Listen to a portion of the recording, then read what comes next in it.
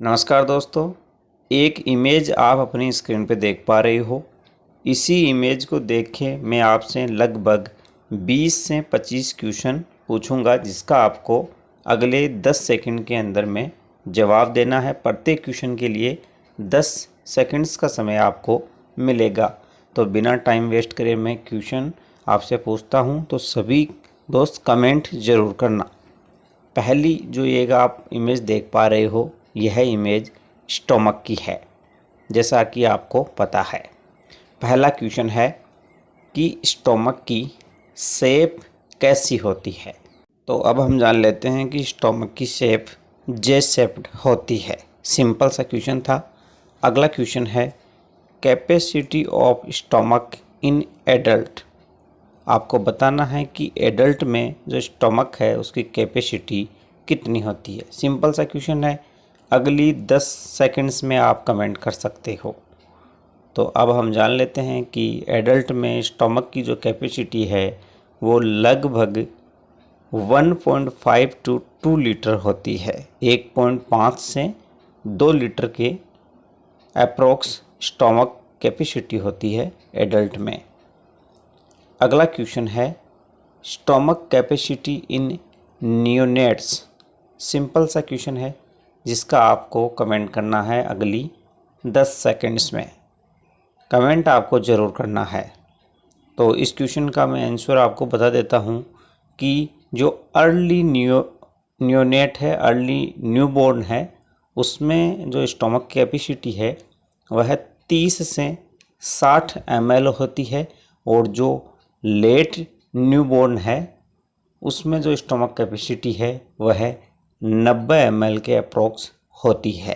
तो early newborn में 30 से 60 ml और लेट न्यूबॉर्न में 90 ml के अप्रोक्स स्टोमक कैपेसिटी होती है। अब आपको मैं इसी से रिलेटेड और क्वेश्चन पूछता हूँ। आपको बताना है लेंथ ऑफ ईसोफेगस। नॉर्मली जो ईसोफेगस है उसकी लंबाई कितनी होती है, आपको कमेंट करके बताना है। तो अब मैं आपको इस क्वेश्चन का आंसर बता देता हूँ। आशा करता हूँ कि आपने ही कमेंट किया होगा। ईसोफेगस की जो नॉर्मल लेंथ है वह 25 सेंटीमीटर होती है। सिंपल सा क्वेश्चन था। ईसोफेगस की लंबाई बतानी थी, लंबाई होती है 25 सेंटीमीटर। अगला क्वेश्चन है इसी से रिलेटेड, आपको बताना है लेंथ ऑफ ड्यूडेनम। सिंपल सा क्वेश्चन है। जो पार्ट स्टोमक से कनेक्टेड रहता है स्मॉल इंटेस्टाइन का, वह ड्यूडेनम होता है, और जो ड्यूडेनम है उसकी आपको नॉर्मल लेंथ बतानी है। तो आशा करते हैं कि आपने कमेंट किया होगा। तो normal length of duodenum is 25 centimetre. Oesophagus और जो ड्यूडेनम है उसकी सेम लंबाई होती है अप्रॉक्सीमेटली। अगला क्वेश्चन पूछने से पहले सभी दोस्तों से रिक्वेस्ट करूंगा कि आपको इस YouTube चैनल को ज़रूर सब्सक्राइब करें, हमारा भी सपोर्ट करें। और क्वेश्चन और आंसर दोनों में 2 बार आपको साथ में दे रहा हूं। 2 क्वेश्चंस के लिए जो स्टोमक है उसको रिजर्वोयर ऑफ फूड भी बोला जाता है। तो यह क्वेश्चन भी कई बार एग्ज़ाम के अंदर पूछा गया है कि रिजर्वोयर ऑफ फूड किसको बोला गया है। तो आपको आंसर करना होता है स्टोमक। और इसी स्टोमक को mixing chamber of GI system, mixing chamber भी इसको बोला जाता है। तो यह इसके 2 क्वेश्चन और बनते हैं। अब एक क्वेश्चन आपके लिए ये है कि जो ईसोफेगस और स्टोमक है, जहाँ पे दोनों कनेक्ट होती है वहाँ पे कौन सा स्फिंक्टर होता है। तो सिंपल सा क्वेश्चन है, जिसका आपको कमेंट जरूर करना चाहिए। स्फिंक्टर का आपको नाम बताना है। तो मैं आपको इस क्वेश्चन का आंसर बता देता हूँ। उस स्फिंक्टर को बोलते हैं कार्डियक स्फिंक्टर, जो कि ईसोफेगस और स्टोमक के बीच में होता है।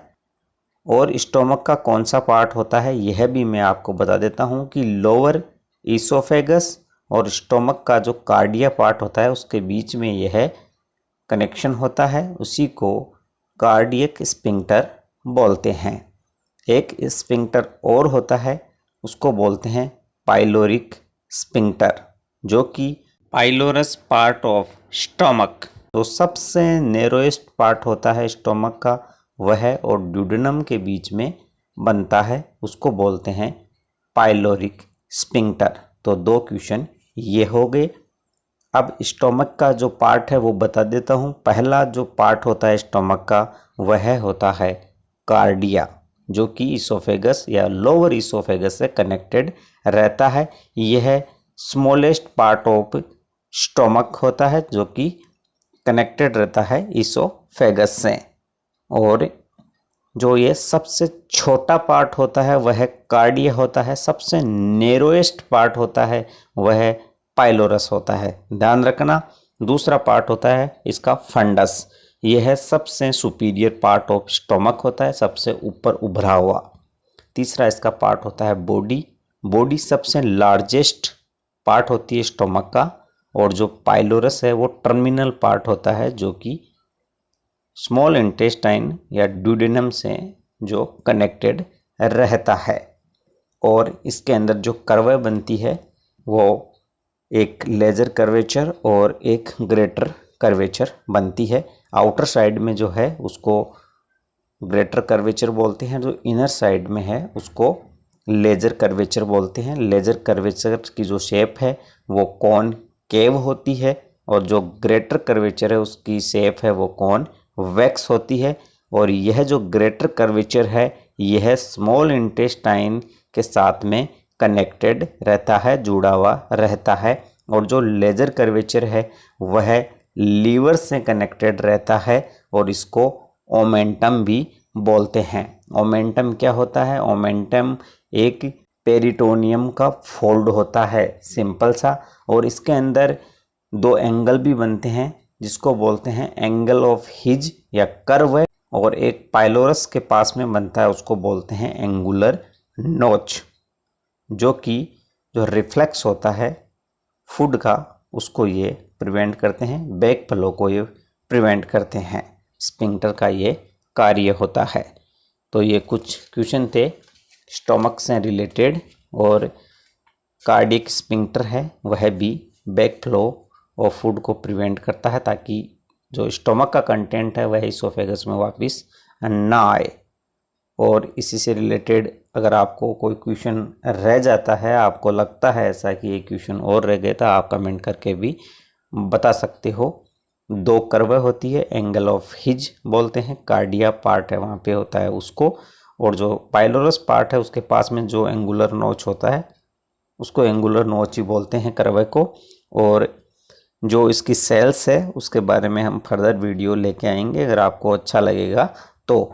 और आपको इसी के साथ में एक क्वेश्चन और बता देता हूँ कि जो लेजर कर्वेचर है, जो अंदर की सरफेस है और बाहर की जो स्टोमक की सरफेस है, आउटर कर्वेचर या आउटर सरफेस या ग्रेटर कर्वेचर आप जिसको बोलते हो, यह ग्रेटर कर्वेचर इनर जो कर्वेचर है उससे 4 से 5 टाइम बड़ा होता है, लार्ज होता है। तो ये कुछ सिंपल से क्वेश्चन थे जो कि आप एक इमेज को देख के इतने क्वेश्चन पुटअप कर सकते हो। और भी क्वेश्चन पुटअप हो सकते हैं, लेकिन इस वीडियो में मात्र इतने ही। स्टोमक की सेल्स का वीडियो देखने के लिए चैनल को सब्सक्राइब करें और अपने दोस्तों के साथ में इस यूट्यूब चैनल को शेयर करें। आपका भी नॉलेज इम्प्रूवमेंट होगा, ऐसा मैं वादा करता हूँ। और आप हमारा सपोर्ट करें ताकि हम ज़्यादा से ज़्यादा वीडियो आपके साथ में शेयर करें। धन्यवाद।